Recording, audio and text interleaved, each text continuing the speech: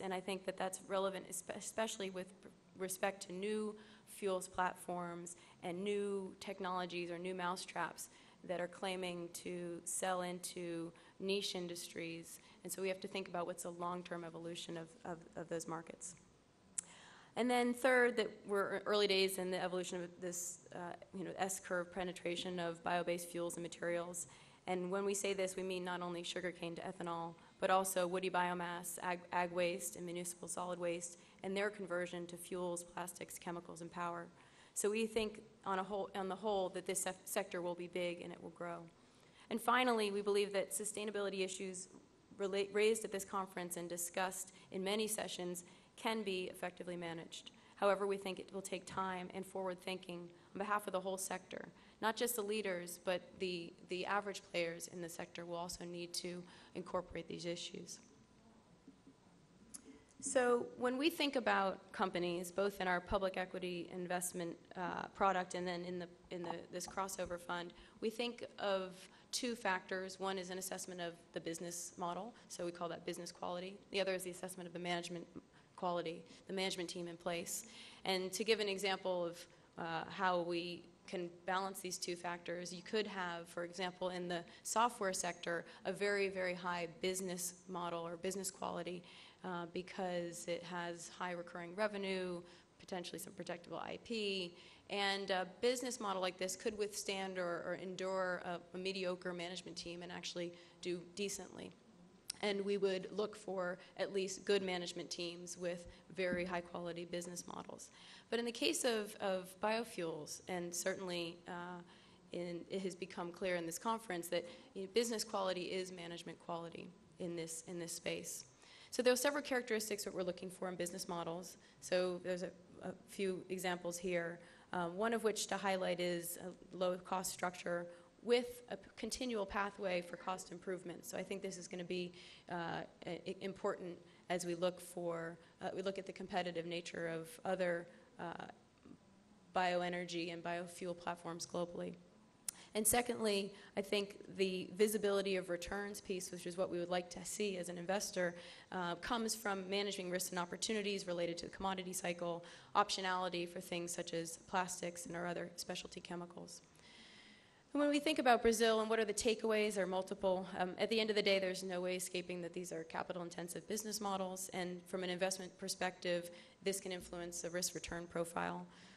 The issues of feedstock supply, of commodity exposure, policy exposure, are absolutely part of the package, and there may be pendulum swings in the level and type of support for any single fuels pathway.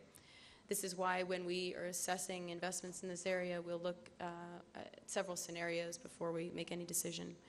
And that there are limited barriers to entry in the classical sense. They may be some around a geography or operational excellence. But given the capital intensity and of some of these conversion pathways, we may choose to invest along the value chain, perhaps in addition to a conversion play, or perhaps as the way in which we can develop and support the growth of this market. And by here I mean the adjacencies related to logistics, to yield enhancement, to industrial efficiency.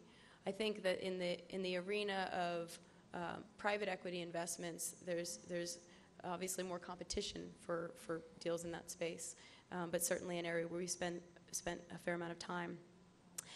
And I had mentioned previously this search in the future for some of the technologies related to wood waste, other cellulosic materials as they develop. But as it is today, they have not yet reached the cost comparisons to really compete with biofuels and sugarcane ethanol in Brazil. So my final slide here tries to address the management aspects and the factors that we think are essential to a successful model. And so most of these criteria are not surprising given our focus on the long term, but it goes without saying that we're looking for a track record of execution.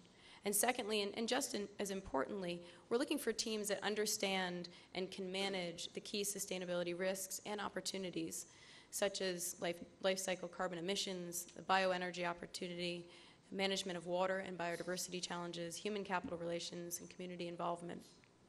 Coming back to what I mentioned on the first slide with respect to the systems view, the importance is not only having a nice answer or solution for each of those issues individually, but the ability of management teams to understand and manage them as a whole. And this is actually where spending time with teams understanding who and how they incorporate this decision-making into their process is relevant for us as long-term investors. So takeaways for Brazil here, we need to find truly long-term management perspectives, and I know this is tough given the short-term nature of some of the agricultural commodity industry, but for folks like Generation who are patient investors, that would be essential. And the second point is to get at why we think sustainability really matters. We think that they matter because they help create more resilient business models. This is, in our view, a way to help future-proof the business. So understanding the direction of trends like mechanization, certification, GMOs, stakeholder engagement, these are truly essential factors to investors as we think about the international perceptions for future export markets, for example. I learned the other day that there are 27 certification standards for different biofuels, and if you had to respond to all of those, you would certainly have a headache, and you would probably incrementally have costs for your business and distraction. And so what I would encourage players to do is to help get on the front foot and shape the standards that will be used within the industry such that you're ahead of the curve and showing leadership. And then finally, we think this is not just about risk but opportunity, especially as a cap-and-trade bill moves through the House and Congress in the U.S. We believe that we're only beginning to look at the importance of sustainability in economic decision-making, and Generation hopes to be an example of how we can blend the sustainability factors with strong economic analysis to deliver superior returns to our shareholders. So with that, to land on Brazil for a moment, I think this country has certainly tremendous natural advantages with respect to biomass production. It has built this unique ecosystem of supporting infrastructure, which I think will continue to reinforce the strength of the industry. And I think today we do feel comfortable that it is indeed the lowest cost, most sustainable biofuels platform. But we need to believe over time that it can continue the trajectory of cost improvement, and we need to, over time, understand how it fits into the broader perspective of second-generation biofuels. At the end of the day, we have competition for capital within our firm, and we believe that there might now be an appropriate time for a firm like Generation to participate, given the level of professionalization and consolidation within the industry. And we will hope to bring this lens and integration of sustainability to the broader investment space, whether it be in Brazil or in other markets. So with that, on a personal side, I feel very privileged to participate in this conference. It's been very educational.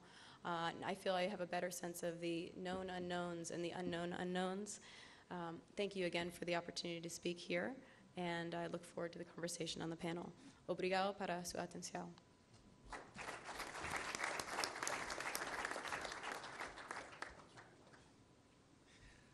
Muito obrigado, Laila. Sua apresentação foi bastante esclarecedora sobre as estratégias da Generation Investment, sobre as estratégias bastante sofisticadas e com a visão bastante diferenciada das oportunidades de investimento no Brasil. Realmente foi muito bom ouvir isso, de uma perspectiva diferente, não é, que nós temos normalmente. Bom, agora eu gostaria de chamar o senhor Ivan Wedekind, que é diretor de commodities da BMF Bovespa, formado em Engenharia Agronômica pela Exalc USP e foi secretário de Política Agrícola do Ministério da Agricultura, diretor comercial e assessor econômico da Agroceres, diretor executivo da Sociedade Rural Brasileira e técnico do Instituto Brasileiro de Economia da Fundação Getúlio Vargas. Por favor. Muito boa tarde, obrigado a todos e especialmente à Única pelo gentil convite de participar desse evento.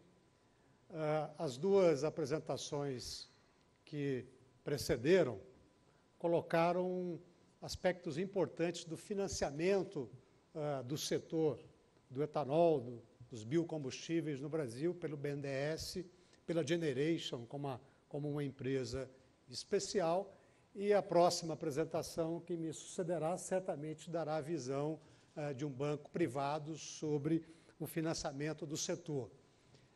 E eu diria que, portanto, nós temos aqui um volume de recursos, tanto no Brasil como a nível mundial, extremamente grande para financiar o crescimento desse setor de biocombustível, que, no caso brasileiro, já é uma das principais indústrias dentro do agronegócio brasileiro.